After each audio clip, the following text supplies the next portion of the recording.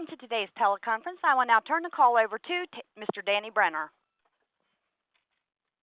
Thank you, operator, and thank you to all the media for joining us on today's call for the Bellator 165 Chandler versus Henderson media conference call. If you'd like to queue up for questions, please press star 1 on your telephone.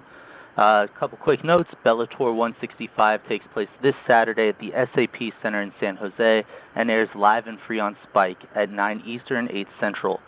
Again, before we get started with today's call, I did want to mention that we've got a great tailgate party lined up. This features a meet and greet with some of Bellator's top stars like Matt Mitrione, light heavyweight champion Phil Davis, Hoist Gracie, and recent signings Rory McDonald and Hollick Gracie.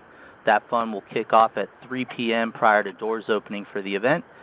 On today's call, we've got our main and co-main event competitors, lightweight world champion Michael Chandler and his opponent Benson Henderson, as well as Michael Venom Page and his opponent Fernando Gonzalez. Make sure you turn into this card for 5 great fights of televised action, not to mention the professional MMA debuts of Kerry Melendez and Kevin Ferguson Jr., a.k.a. Kimbo Slice Jr. At this time, operator, we'll go ahead and open it up for questions. Again, if you have one, please press star 1 on your telephone. Our first question comes from Mike Dice with Sports Illustrated. Your line is live. First question is for Scott Coker. Are we any closer to a specific date for Bellator's debut in New York City? Mike, sorry, Scott Coker is unable to join us for today's call. I'm sorry. I guess the next question is for Benson Henderson. Is there any extra motivation to prove yourself in this victory after the way that the last fight ended? I would say there's not a whole lot of extra motivation to win this fight. I'm a pretty highly self-motivated individual. I want to win all my fights. There's always extra this, extra that, new incentive this, new incentive that. I don't need any of those extra new incentives. I want to win all my fights. I want to get my hand raised in every single fight, as badly as you could, can't even imagine. So I wouldn't say any extra incentive, but I always want to win. And this is your second title fight in Bellator. Is there something you learned from your first go-around that you're taking into this fight?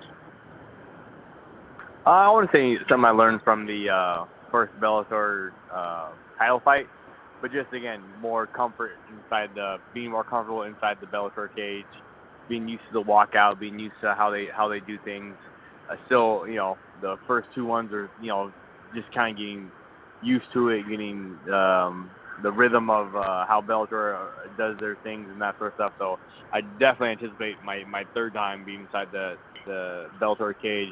The third walkout, I'll be much more accustomed and used to it and knowing where I'm supposed to go, what I'm supposed to do, and not having it all be new to me. Thank you. Yep, thanks, man.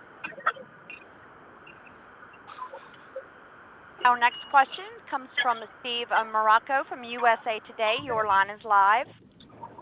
Hey, question for Benson. You're fighting for the title now. Do you think of yourself as a lightweight? Is this where you intend to stay? Or is another trip to welterweight possible in the future? I would definitely say I don't think of how I think of myself. I wouldn't say I think of myself as a lightweight necessarily, but lightweight / welterweight. Go get this belt, and then after that, Bellator has a lot of interesting matchups at 170. Go back up there, have a couple of fun, interesting fights. It's just a wake up for me. Down at 155 is always such a pain in the butt, such a drag. It makes fighting not fun necessarily. So just because of that reason, I've been doing it so long. I'd say 55 or 70, wherever the most interesting, fun matchups are. But first things first, I gotta get the job done, take care of business come Saturday night. So you mentioned fun and interesting fights. Is the title something you think about as well? Obviously the storyline of the week is 2-division champion. In the other promotion. Is that a dream that you have for yourself in your career, or is it something where you want to just stay and be the most dominant lightweight champion you can be? I'm gonna go get this belt at 155, and after that, I wouldn't say belts are a whole lot of extra incentive. Obviously, belts are nice. They mean what the meaning that they have behind the belt is that you're the best on the planet. So that means a lot to say that you are the best at that weight class. But it's not. I don't fight necessarily just for belts. You always do want the belt. You want the belt around your waist. It means something. It holds weight. It holds meaning. But I don't say I fight for belts necessarily though. But if I get a chance to perhaps fight again for a 70-pound belt, I would imagine have to prove myself at 170 a couple more times, and then to earn my way to a 70-pound belt. But all that's so far in the future. Right now, 3-4 days away. All I'm concentrating on is a man named Michael Chandler and get my hand raised against him on Saturday night. Thank you. And then for Michael, have you ever thought about trying for another belt? I know it's pretty early in your title reign. There's still a lot of work to be done, but has that ever crossed your mind? And if you did that, if you tried to win another belt, would you go for featherweight or would you go for welterweight? I haven't put a ton of thought into it. For me, I'm just looking for the biggest fights I can possibly have. So I know there's no way I can make 145. I walk around about 190 between fights. So I'm not interested in losing the muscle mass that I have, losing the body that I've worked so hard for since I was 11 years old. So if anything, I would jump up to 170. I've spoken about fighting a couple 170-pounders with some interesting matchups up there with some decent names, big names. But yeah, more than anything, I'm focused like I've never been focused before to fight this Saturday night, and I'm excited to go out there and perform. Why is Henderson an important opponent for your career? Every opponent's important. Every single time we fight, we're putting ourselves, our livelihood, our records, our reputation on the line. And it just so happens for me, I get a great opportunity to fight a guy who's been a champion, fight a guy who has a big name, a guy who has done some great things in this sport. But luckily for me, it's the right time for me, the wrong time for him. I'm just extremely excited to go out there and put a statement on this fight Saturday night. And he's definitely a great, willing opponent. And it's going to be a good fight, but I'm excited to go out there and get the finish. Thanks. Our next question comes from Chamatar Sandhu with MMA Junkie. Your line is live. Good evening from London, gentlemen. My first question is for Benson Henderson. Benson, if I'm not mistaken, your birthday is tomorrow and you're turning 33, right? That is true, man. Yeah, my birthday is tomorrow, the big 3-3. Yeah, well, happy birthday for tomorrow. The reason I wanted to bring that up Thank you. is I know that in previous interviews you mentioned that you wanted to call it a day at 34. Is that still the plan? Is this the last year of your professional MMA career? It's looking that way. We'll see how it all plays out. But I do want to retire when I'm somewhat younger, be able to speak coherently to my grandchildren, all that sort of stuff, And then the other thing was enlisting into the military service of some sort, whether the United States Army or United States Marines or United States Air Force, and their cutoff dates for enlisting. The cutoff dates are for the different branches vary a little bit, so I have a little bit of wiggle room. It doesn't have to be 33 if I go to a different branch. Some branches are 33, some branches are 35, some branches are like 39 now. So I have a little bit of wiggle room in that respect. That was originally where the idea came from. All right. Well, given that potentially this could be your last year, I mean, and title shots don't exactly grow on trees. Is that kind of putting any extra motivation or pressure? I mean, are the stakes higher for you to try and get the job done on Saturday night to kind of claim a championship in Bellator? I could see how someone might say that or think that, but no, there's no extra pressure, no extra incentives. You're absolutely correct. Getting a title shot in any organization is pretty tough. It's pretty hard. They don't just give them away free willy-nilly. Some organizations, if you lose at a weight class and then you go up a weight class, your very next fight, they give you a title shot in that weight class. Some people have done that before, but normally getting a title shot is pretty hard. It's pretty tough to do.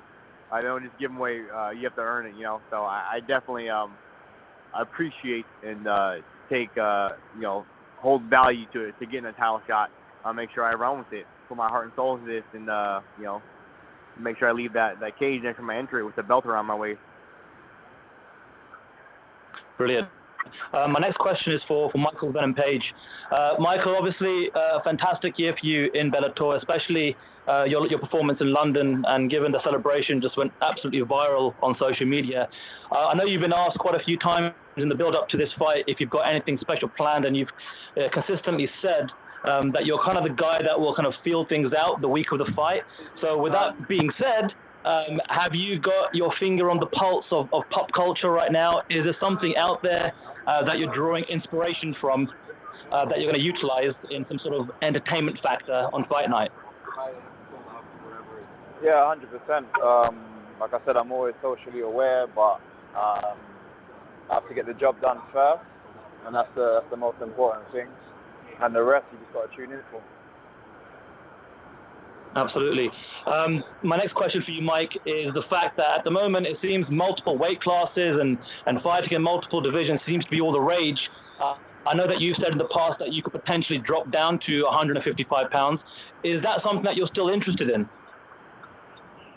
At the moment, no. It's focusing on the welterweight division for now. Okay. And if you can get the job done against Fernando Gonzalez, I mean, how much more time do you think is required? How many more fights until you are in a main event, until you are in that title picture contending for the title? Down to kind of up to Bellator and my coaches. Again, like a lot of people ask me these kind of questions.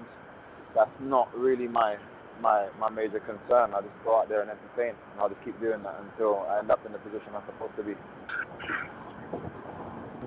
All right, thank you very much, guys. Appreciate the time.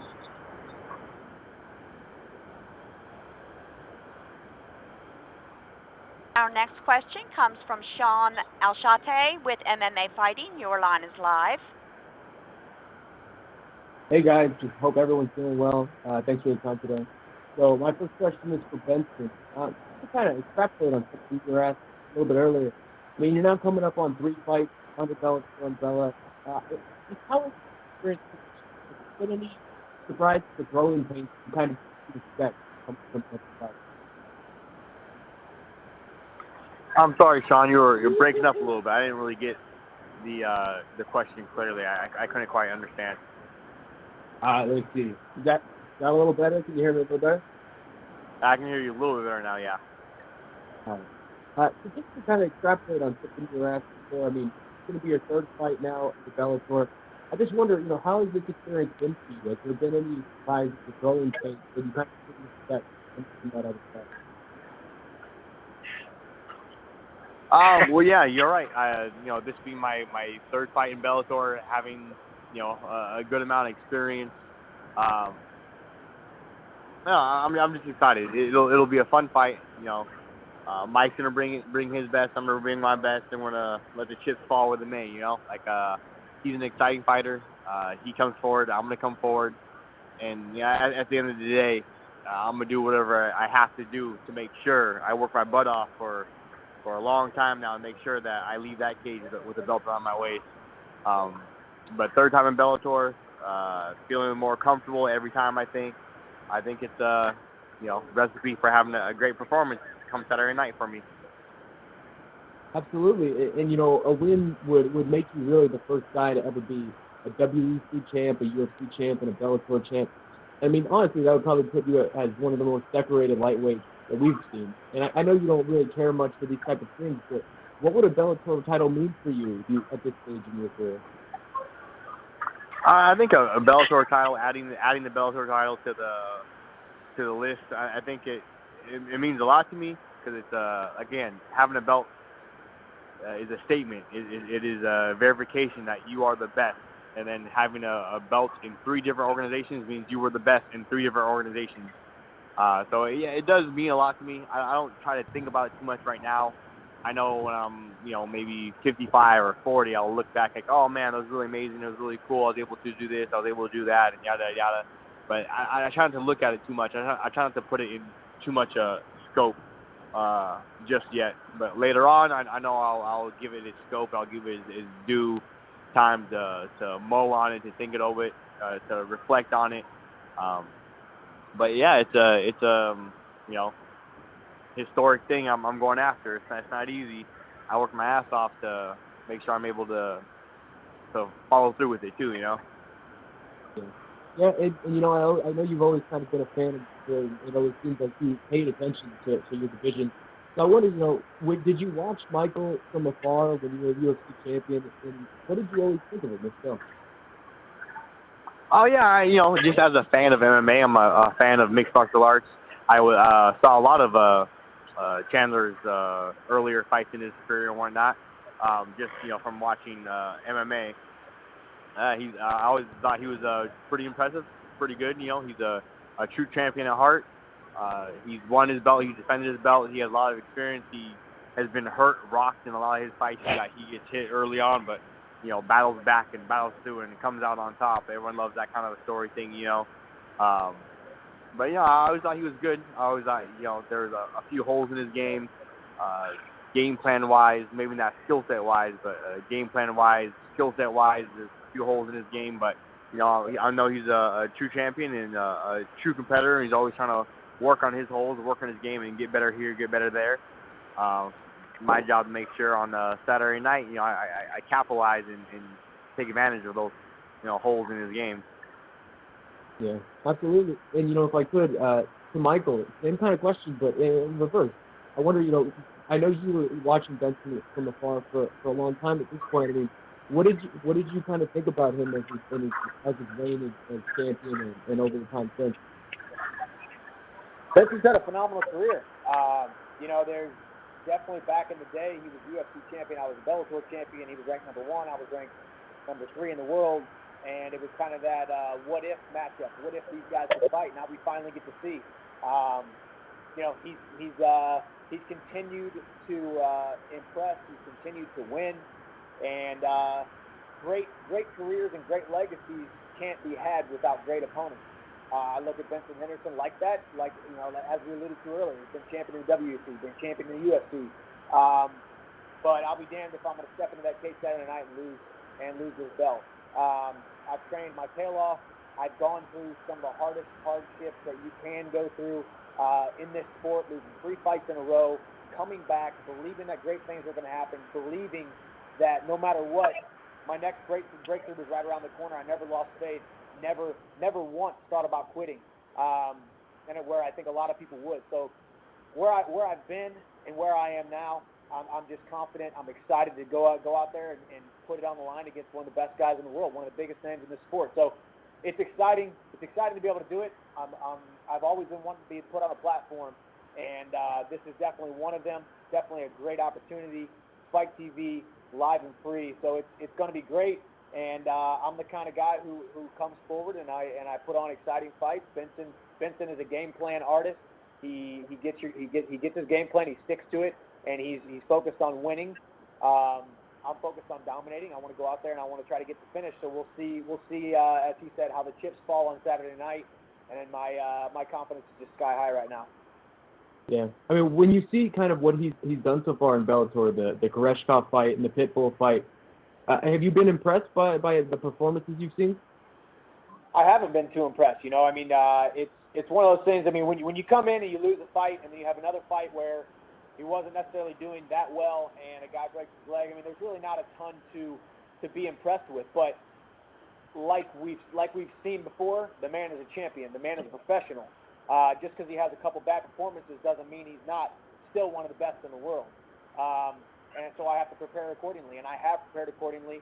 I've dotted my I's and crossed my T's, and I will be on my P's and Q's on Saturday night, and you will see the best version of myself. And if the Benson Henderson of late shows up, it could be a better night than I thought it was going to be. But I believe that he's prepared. I believe that it's no secret that him and I have been watching each other fight for the last 6, 7, 8 years. So we're very familiar with each other, where their holes are, where their deficiencies are, and where the strengths are. So I'm excited to go out there, implement my game plan, fight down on my mouthpiece, come out swinging like I always do, and I have full confidence that I'm going to go out there and get a dominant victory. Yeah. Well, thank you guys. And lastly, for Michael Page, this is really a third time the charm type of situation. I wonder just for you, I mean, when they offered you this fight, was there any trepidation about kind of going down this road one more time, considering the way the last few have ended? No, it doesn't bother me. It's just, like I said, it's just another name. Like, that's all I see. It's another name on a piece of paper that they ask you they've selected, and I just got to go in there and be me, and that's it. Yeah, I mean, it seems like even within their own division, it still is hard to kind of find guys that will give you respect. I mean, just speaking recently with Paul Daly, he told our site that a fight against you didn't interest him just because he sees himself quoted past that fight. I actually can't hear you. I can't hear you quite clear at all.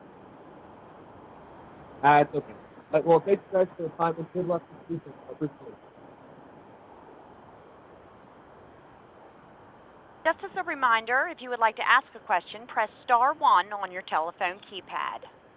Our next question comes from Dwayne Finley with Flow Combat. Your line is live. Thanks for your time, gentlemen. I'll start with Michael Chandler. Mike, you said that, your first reign, the opposition, you were a little frustrated that you weren't, getting better opposition now in this reign. Yeah, you have a lot of potential contenders, starting with, with a former champion in Benson. How important is it for your progression in your career to get fights like this? It's key. It's absolutely vital. I didn't come into this sport to just fight and do well. I came into this sport to be great. I truly believe I was called to this sport to be put on a platform and reach new heights and reach people and do some great things, both athletically and just in so many aspects. So, I mean, in order to solidify my legacy, in order to continue to grow my brand, in order to continue to accomplish my mission, I need great opponents, and that's what I've said in the past. And now we're seeing a very interesting MMA landscape now with different guys coming over and guys leaving Bellator and going to the UFC. So it's cool to see the sport progress, and it's awesome to be right here in the middle of it, getting the opportunity to go out and fight Benson Henderson, getting the opportunity to fight Josh Thompson. He's next. To get the opportunity to possibly go up to welterweight, fight a guy like Roy McDonald, fight these Paul Daly, fight these guys, these names, and there's no doubt that there's going to keep on be more shuffling of the MMA promotion rosters. And it's great for me. It's fallen great for me. The chips are falling great for me, and I'm excited to be able to go out there and compete against a former world champion like Benson.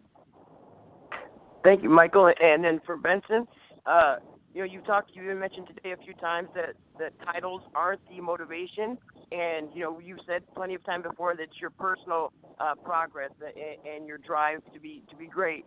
That's key for you. Going into this fight, is it the same thing? Can you talk about what your personal kind of scope is right now?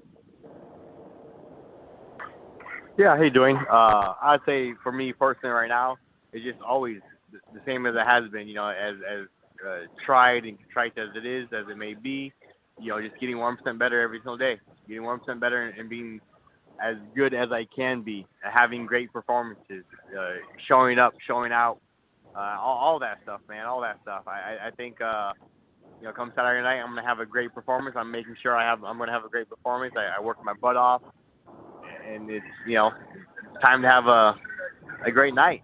Time to have a great performance. I haven't had a great performance in Bellator yet. And come Saturday night, I'm going to make sure I have my first great performance for Bellator. Thank you guys so much. Thanks, Dwayne.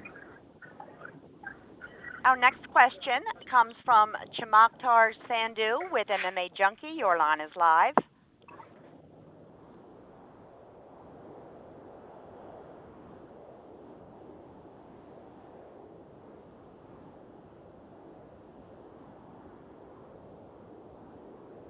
During Halloween, have you watched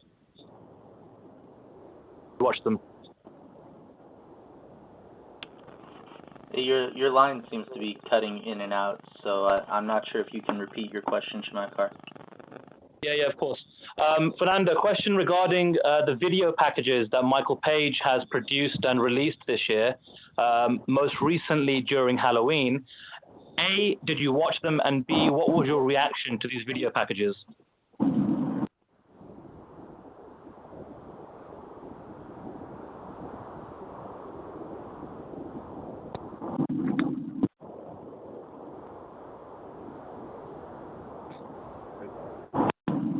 Sorry, hang on one second.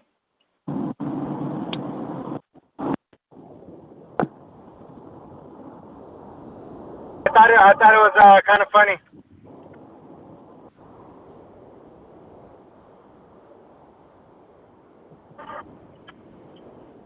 Hello?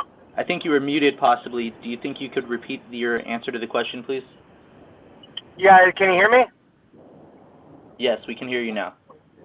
Okay. I said, I watched both the videos. I thought it was kind of funny because, especially the last one, bad choice in food products, I guess.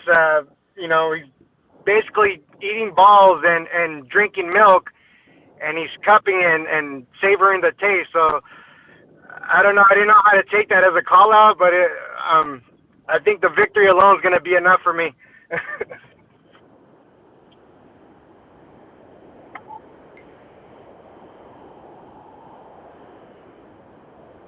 All right, Shamakar, is there a follow-up? As I just said, Michael Page is listening to this conference call right now. Does Fernando have a message for him right now, leading into this fight? The same message that I said before is just show up. I respect him as a fighter, but after this, I'll allow him to congratulate me for making him a better fighter. He's tough, but he hasn't been tested, and I'm gonna give him his first loss. Michael, do you have a response to that? I'm allergic to bullshit, so there's no point in responding. Thank you, gentlemen.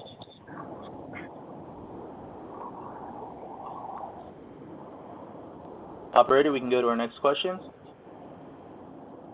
Our next question comes from Steve Morocco with USA Today. Your line is live. Hey, another question for Benson. I wanted to follow up on something that Chamatkar asked earlier.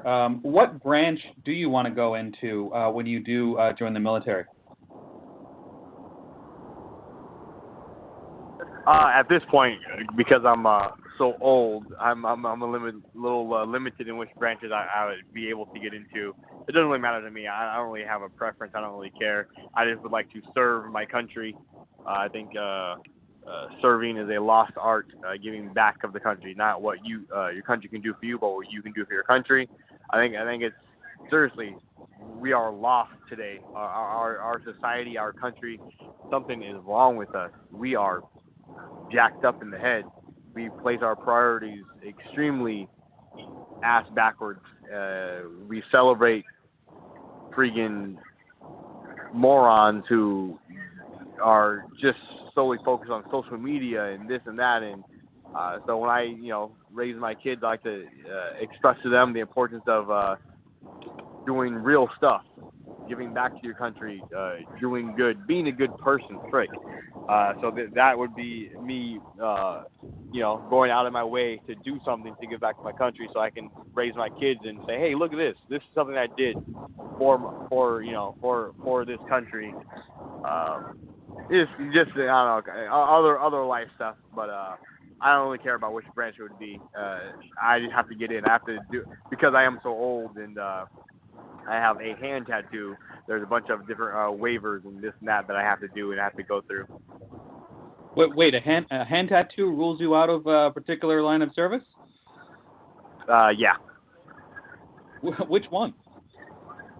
I think it's the Marines or the Army. I forget whichever branch it was. But they you have to, you can get in with anything, but you have to have a special waiver, discontention form or something like that, and then get approved by their board or whatever. Oh wow. And does it matter, like, you said you just want to serve. Does that mean you serve behind the front lines, or, if they call you up and say, hey, you're infantry, is that good as well? Yeah, I'd do whatever. If it was, cleaning the window, but I'm cleaning the window for my country, sure, no problem. It would be kind of boring. It could be kind of sucky, but I'm cool with that. I'm a humble man. If it happens to be, doing something front lines or yada, yada, yada, like, that's not ideal. It's not what a lot of people want to do, but, yeah, I'm cool with that as well. Have you communicated this possible timeline to Bellator? Was that something that was sort of built into the deal you signed? No. This is my own personal thing. I didn't even talk about for years and years and years. Someone finally got wind of it and like, oh, it's hey, yada, yada, yada. And they got out there, and now, everyone likes talking about it. But this was, my own personal thing that I've wanted to do for years now. And hopefully before I get too old and they completely say no to me outright, I will be able to do that. Gotcha. Thank you very much. Thanks, man. Our next question comes from Steve Juwan with MMA Mania. Your line is live. Thank you, operator. My first question is for Benson Henderson. In the title eliminator fight in Anaheim, you were setting a very calm and deliberate pace throughout that fight. And before we could really see you explode in that cage, Pitbull was taken out with an injury. Now, knowing the kind of fighter Chandler is, are you going to look to set a faster pace, or will we see a more measured response? We'll see. We'll see how it plays out. It's hard to dictate and say, oh, I'm going to do exactly this or I'm going to do exactly that. I think it's kind of hard to dictate as far as game plan-wise. If I was an NFL coach, I would not be one of those coaches who has the first 15 plays of the game scripted out, and no matter what happens, we're going to run these 15 plays. For me, I think it's much more of a feel-out process. Okay, we're throwing down? Sure, let's do it. Let's go. Throw down. You want to hit it 100 miles an hour? You want to hit the gas pedal in the first 15 seconds? Cool. Let's do it. Let's find out. If it's more of a measured approach and we're kind of both feeling each other out and that's kind of what happens, that's cool too. No problem. But I don't think this is going to be a slow-paced fight. This is going to be about probably an action-paced, high-paced, action-packed fight as you've seen inside the Bellator cage. Very good. We look forward to seeing it. And for the challenger, it's a role that you've been in before. You've been the champion before. Which one do you relish more as you're going into this fight? You know what? I think, to be honest, it's a good question. It's a great question. I think, to be honest, I actually do enjoy being a bit of an underdog. I think I've been an underdog most of my whole career. For a long time, having to prove people wrong, that sort of stuff. I do like that. I do enjoy that. All right. And for the champion, Michael Chandler, we already know your history in Bellator. There's really not much left for you to prove at this point. Some of the greatest wars with Eddie Alvarez this fighting landscape has ever seen. You're a two-time champion. What's left for you to say with this fight with Benson Henderson? For me, there's still so much more to prove, and it's not to prove to fans, not to prove to Bellator, it's not to prove to anybody but myself. I was put in this sport to be great, and I've made some mistakes in fights before. I've made some mistakes in training. I've been deficient in certain areas, but right now I can say I'm firing on all cylinders, and this is literally the best that I've ever been. And it's not just one of those things that people say because they have a fight coming up. I really do feel like mentally, physically, spiritually, emotionally, I'm the best that I've ever been. Finally, I'm 100% have given myself permission to be the best in the entire world. And we've seen that over my last couple fights. We've seen it over the last year. We've seen that in my dominant performances. We've seen that in my composure in the cage. And it's just everything is finally clicking. So to be able to go out there and fight Benson Henderson at this moment is a dream come true. You want your biggest test at your best moments, and it's really is the best season of my life. And this is my banner year, and the next 4 years, next 5 years are going to be my banner years. I am going to be the best that I've ever been. I'm going to be the most dominant I've ever been, and I'm just still scratching the surface of how good I can get in this sport. I was world champion a year and a half into this sport, and it's taken many years and many ups and downs to get to where I am, and I'm I'm excited to be able to go out there and compete. I love what I'm doing. I love my life. I can't wait to go out there and compete. All right. We look forward to seeing you as their best moment on Saturday. Gentlemen, thank you both. Thank you. Thank you, man. All right, everybody, that'll conclude our conference call for today. We really appreciate you calling in. Have a great day, and tune in on Saturday.